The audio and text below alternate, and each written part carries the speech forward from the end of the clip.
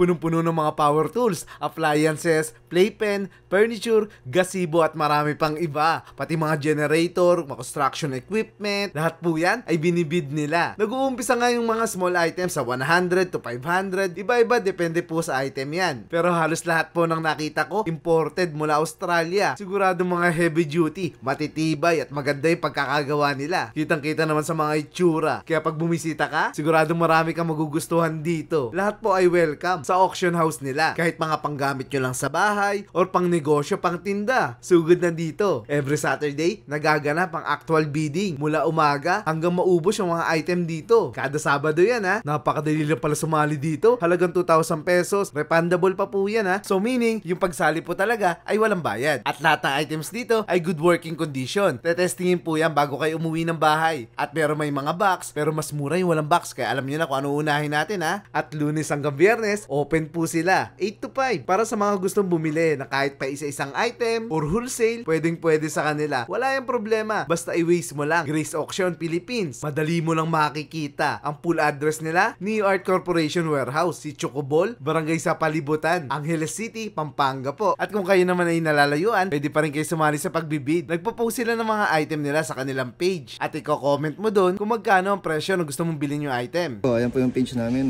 Grace Auction. So guys, ayan yung page siya. Ayan, tapos meron po tayo dito ang pinopost ng mga mga item po natin yan. ayun.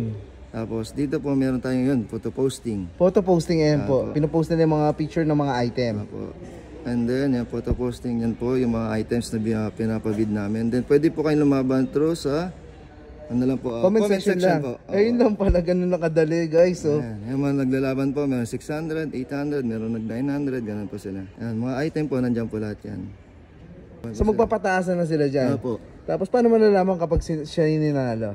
Ano po, i-message na po namin. Ayun guys, pag kayo na yung pinakamataas, i-message kayo ng Grace Auction na kayo po ay nanalo. Tapos pwede pong GCash o kaya bank transfer po, pwede po siya. Ayan, tapos ipapadala na lang item through Lalamove or JNT.